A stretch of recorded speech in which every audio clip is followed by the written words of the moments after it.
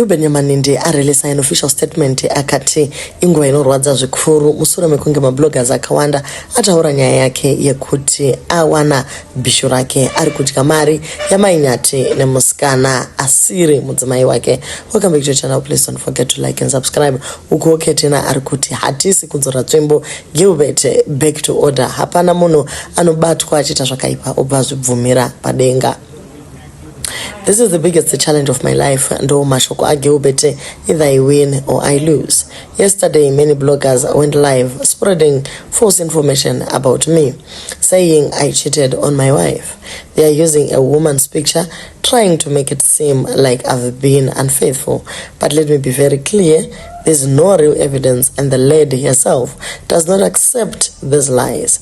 I live a public life, and I know people will always talk, but this has gone too far.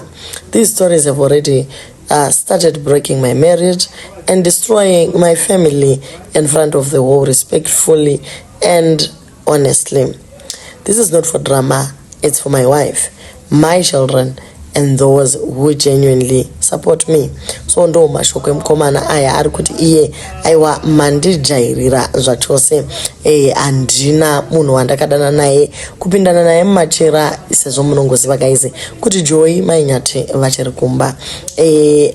Vamwe vari kuti aikazve ko iwewe uri kugotaura kuti musikana adhinaya kureva kuti you've been in contact with munhu wacho muchiri kutamba mese kaimimi.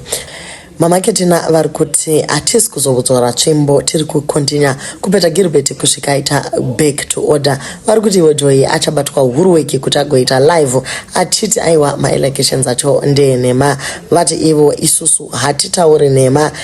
Iwewe uri kuti the lady herself does not accept the lies. Do you talk to the lady? So you went to ask munhu uyu kuti tinodanana here, usatifendere Nyathi. Isu hatitauri nhema, Nyathi ndati isa mabreki. So Luisa ati iye ndazotaura nevana and things are under control for now. Vabereki nana tete vari kugadzirisa nyaya idzi. Kana pane any development I shall keep you updated. Tsvakurudzo dziri kuitwa zvese zviri kufamba zvakanaka. Thank you nerudo rwamaita kumafans nevana vese vanotevera baba namai Nyathi. Aiwa tiri kuti we are going to be accountable to you. We are also going to bring feedback.